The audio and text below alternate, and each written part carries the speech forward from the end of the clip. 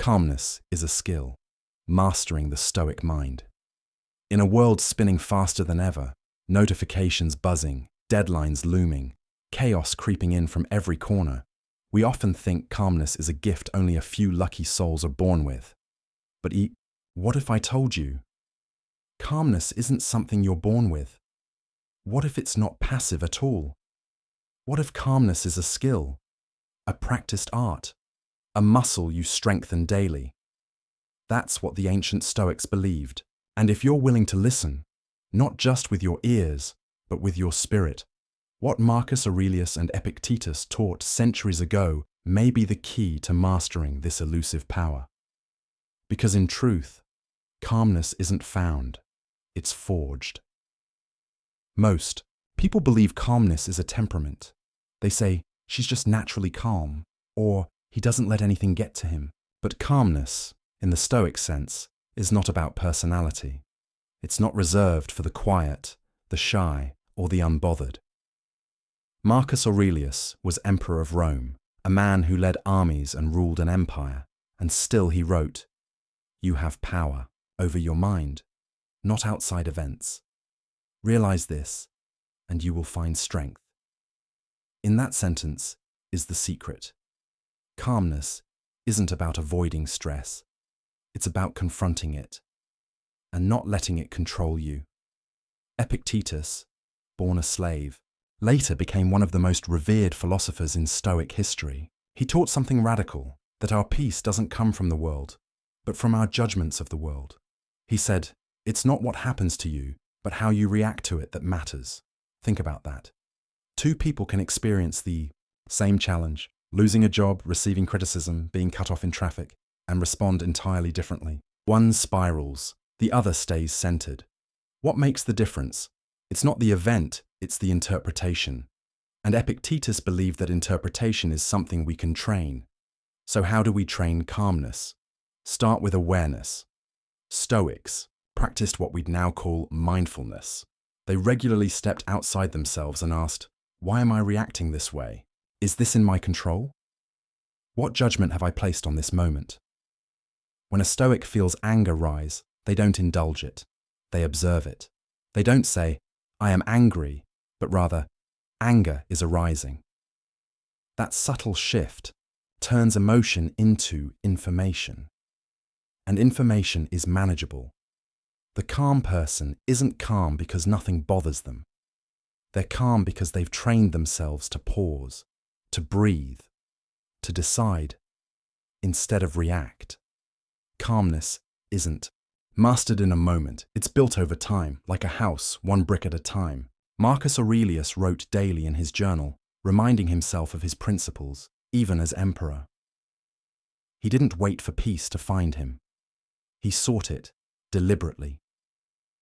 In Meditations, he says, "If you are distressed by anything external, the pain is not due to the thing itself, but to your estimate of it. And this you have the power to revoke at any moment." That's profound. To revoke your distress at any moment. That's not passive. That's powerful. And that's the heart of Stoic. Calmness, power over the self. Because when you gain mastery of your mind, you stop being a slave to every emotion, every distraction, every impulse. But calmness isn't forged only in solitude. It's tested in noise, in challenge, in discomfort. It's easy to be calm in a quiet room, much harder when the world is pulling you in 10 directions. And yet, that's exactly where calmness is meant to thrive. Not in stillness, but in storms. The Stoics believed that adversity is not the enemy of peace, but its teacher. Seneca said, "Fire tests gold, suffering tests brave men." To build inner calm, you don't avoid the fire. You walk through it, eyes open, mind steady. So ask yourself, what fires are you avoiding? What discomfort do you run from that might, in truth, be shaping you? Each stressful moment is an invitation, a call to practice, to build calmness where it's needed most. It might be that frustrating colleague, the financial pressure, the uncertainty of tomorrow, but in each of those lies a gift, the opportunity to respond with stillness, to train. We must reframe discomfort as training ground, not punishment. Because in the Stoic mindset, every challenge carries within it the seed of growth. That's why journaling was so vital to the Stoics. Each evening they would ask, "Where did I fail today? What emotions ruled me? What could I do better?" This wasn't shame. It was accountability, growth through reflection. You want to be calm? Then be honest with yourself. Track your triggers, study your reactions, build self-awareness not just when things go wrong, but every day. You cannot fix what you do not examine. And with awareness comes agency.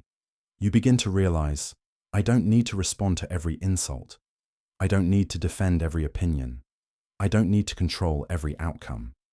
This is what Marcus meant when he said, waste no more time arguing about what a good man should be. Be one. Stop debating calmness. Practice it. Live it. Become it. One powerful technique the Stoics used was premeditatio malorum, the premeditation of evils. Each morning they visualized possible misfortunes, delays, losses, illness, betrayal, not to become paranoid, but to prepare. So when the bad came, they weren't surprised. They had already practiced peace in advance. You too can prepare. Expect difficulty, rehearse grace, mentally walk through the storm before it arrives. This isn't pessimism, it's armor. And remember, the calm mind doesn't ignore emotion. It acknowledges it, and then chooses the wisest path forward. Epictetus said, "No man is free who is not master of himself." Calmness is freedom, because when you can govern your inner world, no outer chaos can own you. In today's age, calmness is rare, which means it's valuable. When others are shouting, you speak gently. When the world panics, you act with purpose. When noise surrounds, you return to silence. Make calmness your rebellion. Make it your discipline. Not once, but every moment. You will be tested. You'll be misunderstood. Your peace will be mistaken for indifference. But keep going. Because every time you choose calm over chaos, you're not just practicing Stoicism, you're becoming it. So, if you want calmness, don't wait for it. Don't expect it to arrive one day when your schedule clears or the world quiets down. It won't. Instead, build it, brick by brick. Like a Stoic, train your mind to pause, observe your emotions, ask better questions, and most of all, choose peace again and again. Because calmness isn't a gift, it's a skill. And like any skill, it gets stronger the more you use it.